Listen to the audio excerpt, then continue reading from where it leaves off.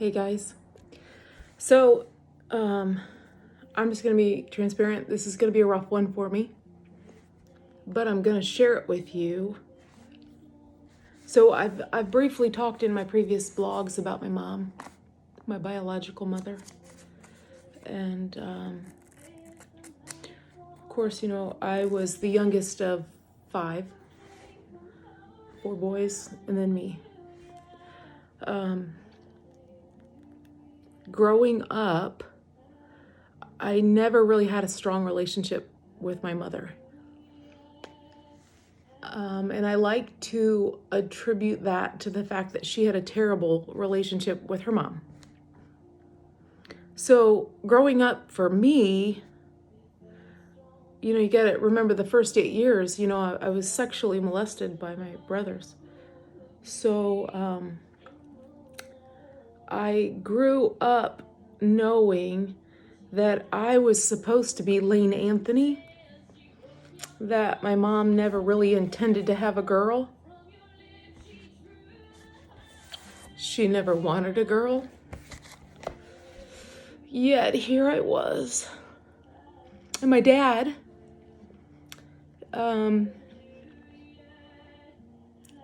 he never had a sister. He was one of 4 boys. So he wanted a daughter. So that's why they kept having children. My dad always gave me the love and support that a parent normally and naturally would. And I really truly struggled my entire childhood with gaining the approval of my mom. I think I always felt, this is really hard. I always felt not good enough. And, that I wasn't what I was supposed to be. So, I'm gonna fast forward because it was what it was. And then I told you about my brother, how I confronted him.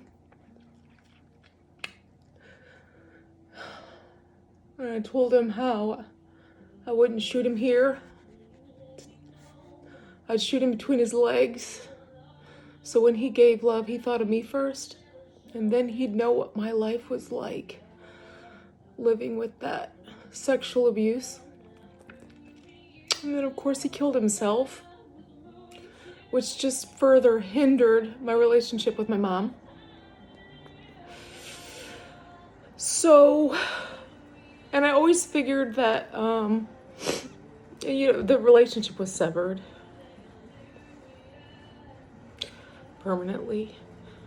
But, I always knew that when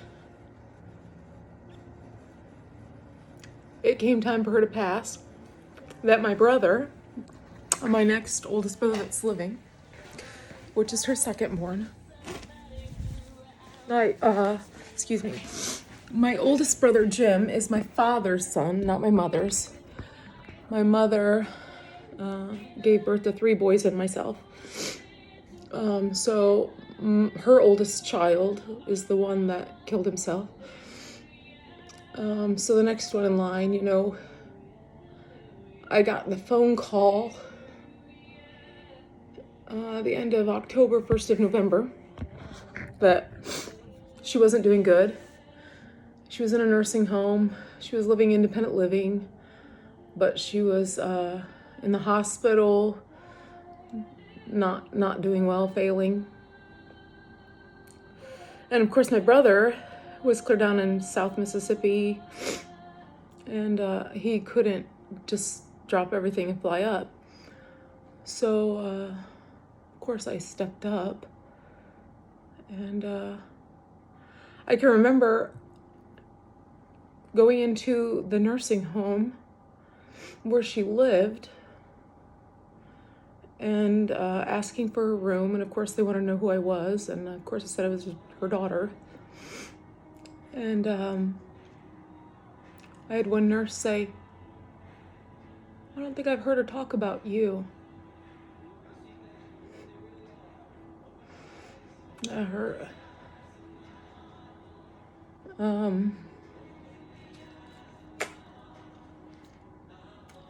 So needless to say, my brother wanted to see her. He had bought her a cell phone and was paying for that cell phone so that they could always stay in contact. And he was like, "Sis, I need you to go in there. I need to see her." And I'm like, "Lynn, this could go really, really bad. You know, what if she says, get out?" When I first called the nursing home before I went in to actually physically see her, I spoke with the nurse, and the nurse was like, "You know, she really needs family at bedside. She really needs family at bedside." And I'm a nurse. I get it. I totally get it. And the nurse on the other end of the phone, she said, "Well, she's actually having a pretty good day." I said, "Well, I will come. I will literally drop everything and drive straight to you, but I just need you to know that I've not had a strong relationship with her." I said, "So if you go in that room and you say my name, you'll know whether or not I'm going to be a source of negative energy or a source of positive energy for her. Because the last thing I want to do is bring negative energy to someone who's sick and dying." She goes, "Oh, yeah. So she puts the phone in her pocket. And I almost wish she didn't. Because she went in there and she said Betty, which she always went by Jean. But she said, "Betty." And of course she answered, and she said, "Betty, I got your daughter on the phone. She wanted to come see you." And I remember my mom being a little bit disoriented, and she said, "What?" She said, "Bernadette is on the phone, and she would like to come see you." Well, first she said, "Do you know who Bernadette is?" And she goes, "Yeah, that's my daughter." And then the nurse said, "She'd like to come see you." And I heard my mother in the background say, "No, I don't want anything to do with her." There's some things you just don't want to hear as a kid. So as she began to fail, my brother just insisted that I just lay eyes on her. He wanted to see her. So we did a FaceTime. Actually, we did it through Instant Messenger because he didn't have an iPhone. Thankfully, it was this past November where you had to wear a mask. So I put my glasses on, my reading glasses, and I put my mask on. And I took the phone in the room and I called her by her biological name in hopes that I would be like everybody else and not know that she goes by Jean. And I said, "Betty," I said, "I've got a phone call here for your son." And I just stuck the phone in her face to deter her from watching me. And I remember the second her eyes laid on mine and the fear of God that went through my body. But I was able to distract her and pull her eyes to the phone. And I stood beside her as she talked to my brother to some degree. She wasn't having a good day that day. But my brother was really incredibly good with her. I mean, he could talk to her and bring her out of everything, get her back in her headspace. I think we were on that phone call for 35 minutes, and I literally stood beside her bed and I looked at her body. I looked at her face. I looked at her hands. I relived 1,000 memories in that 35 minutes. But my brother, he was so good with her. One thing that my mother always did with my brothers, and she was always point right here, because she would say, "Kiss me, little boy," even though they were way taller than her. And by the end of that 35 minutes, he had gotten her to do this, which I know made his day. But that was the relationship he had with her. I never got that relationship. But just shortly after that, one of the aides came into the room and wanted to clean her up, change her, check her, roll her, move her. And of course, I could barely breathe. And they said, oh, we can come back. I said, oh, no, that's really important. So I stepped out of the room with my brother on the phone, and the aides went in. And as they were moving her and shuffling her around, they said to her, all right, Jean, we're gonna let your daughter come back in. Now remember, I just spent 35 minutes on the phone, and my brother talked to her just to reorient her. But as soon as those aides went in that room and they said, we're gonna let your daughter come back in, man, she flipped. She flipped a switch back to cognizance. She said, that's not my daughter.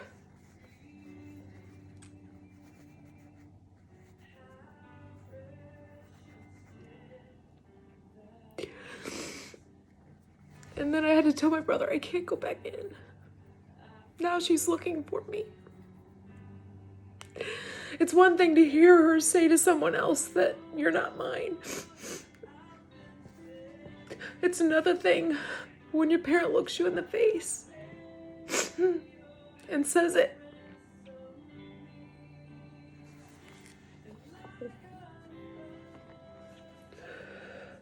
Whew, it was so hard.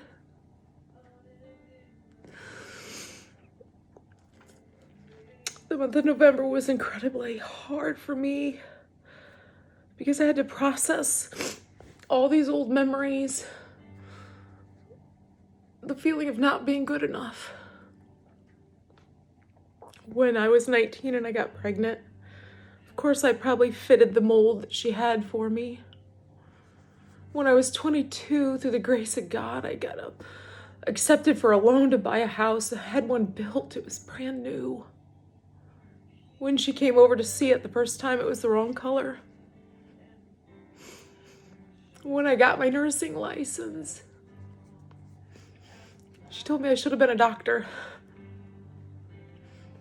I just was never good enough. That's how I felt.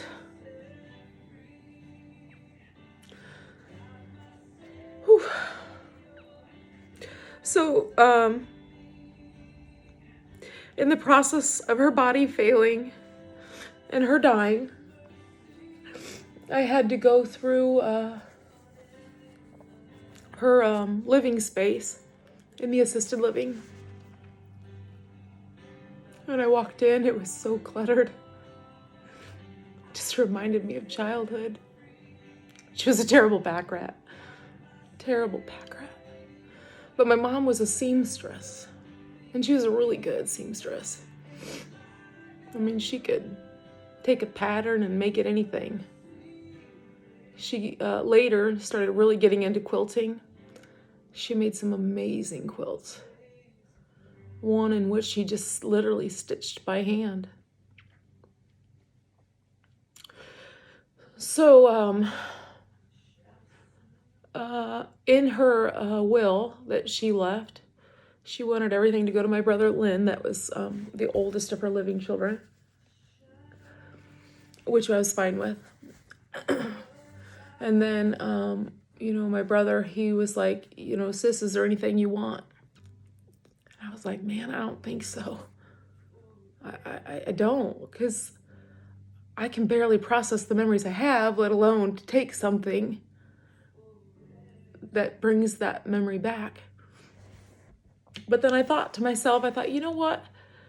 Because she was a seamstress, and I can remember being a little kid, and she'd always have this great big huge tub of buttons. 5 billion different buttons. I always wondered why she kept them. But she said you never knew when you needed one to match, and sometimes they're hard to get. But I just remember as a little kid always playing with the buttons. So I told my brother, I said, well, if she's got a tub of buttons in there, that's probably what I would keep.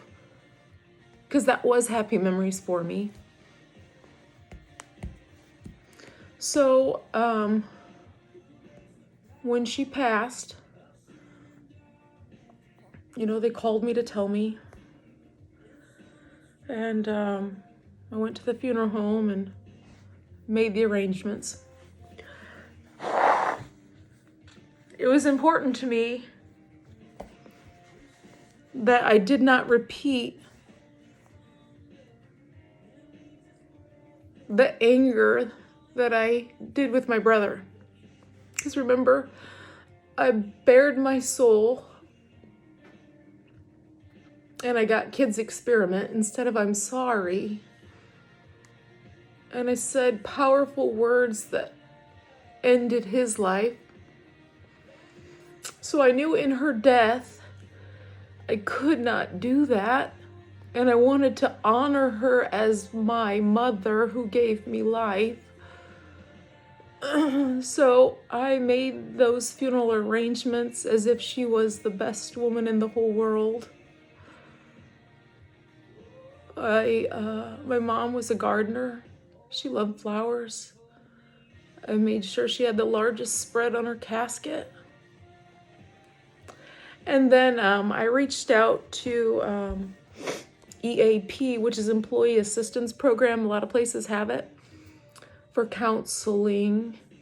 Because I literally had, from the time she died, I had a week to lay her in the ground. And I had to get myself straight in my head. I had so much anger, so much pain from this woman. But I knew if I laid her to rest with it, then I would live with it. And I didn't want to live with it.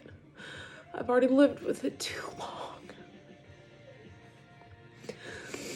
So I had a couple of counseling sessions where I just walked in and I said, I'm just going to say, let me just talk for a minute and I'm going to tell you exactly what I need. This is where I'm at and I need to get to here. I need guidance to get me there. I just got to figure it out. And I've got 3 days. And I got to the point where I had to find grace. I had to find forgiveness. And I had to learn to be the one who could not cast the first stone.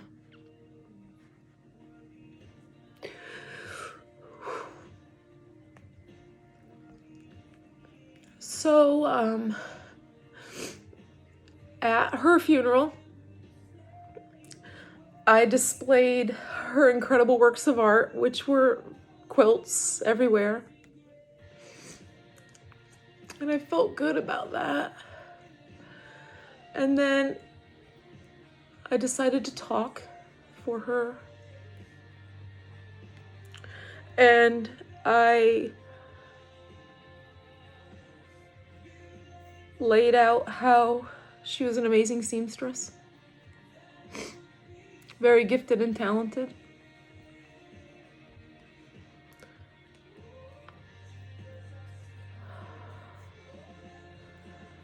I feel like in my eulogy I gave her honor.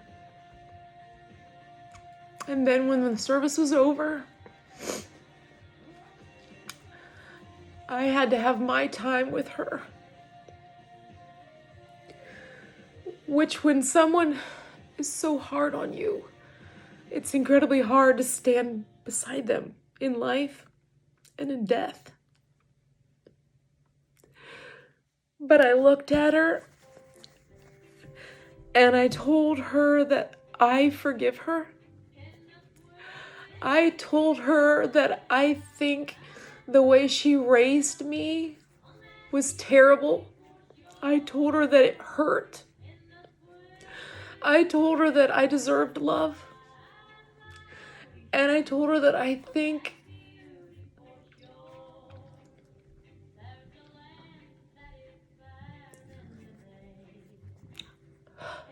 I became somebody in this life, despite all those negatives. And then I told her that I know that you had a terrible relationship with your mother, And I'm going to assume that that made it hard for you to love me. And then I told her that it was okay. And then I told her that I forgave her. And I do believe in that moment I did. Wholeheartedly. Clean slate. I let the anger go.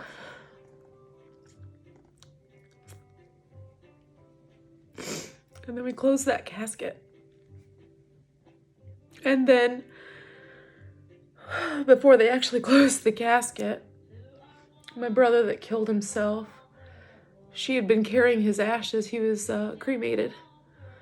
So she had been carrying his ashes around for, well, this is 2022, for 22 years, because he died in 2000.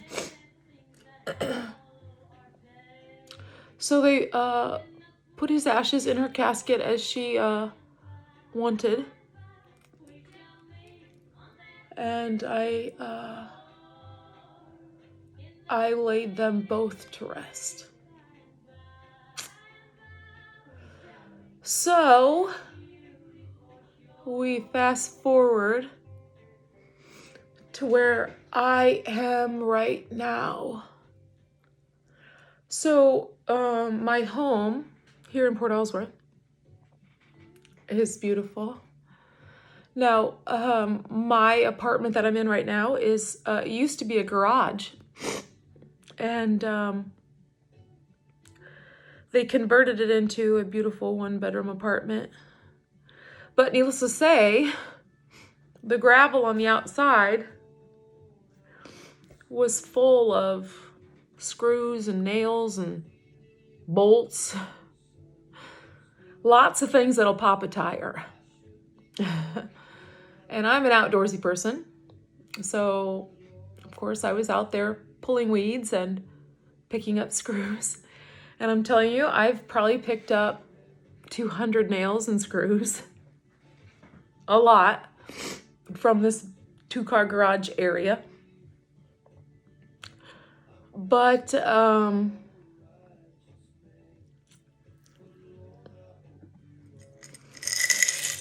this is what I found. And I don't know if you all can see them.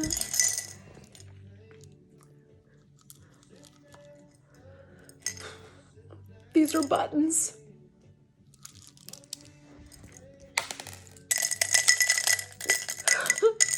And not just one button. Tons of buttons. All different colors.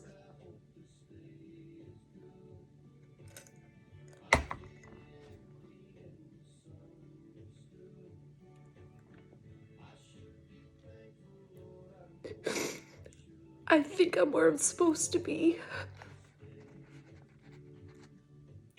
But I think that this also is a reminder of the power of forgiveness.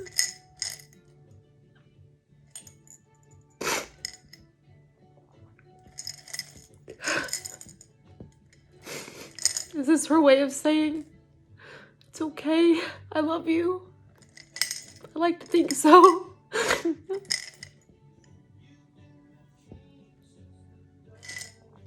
I just can't believe it. In Alaska. I'll take you outside and show you. Oh, I'm so sorry. Sorry, not sorry.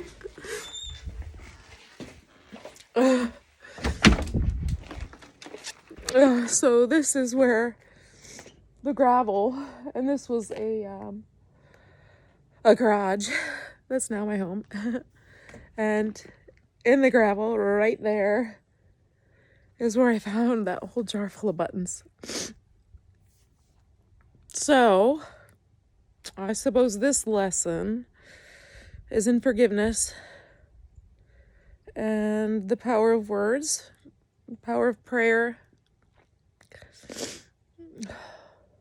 I guess more than anything, the power of forgiveness. So, there's another chapter in my journey to Alaska.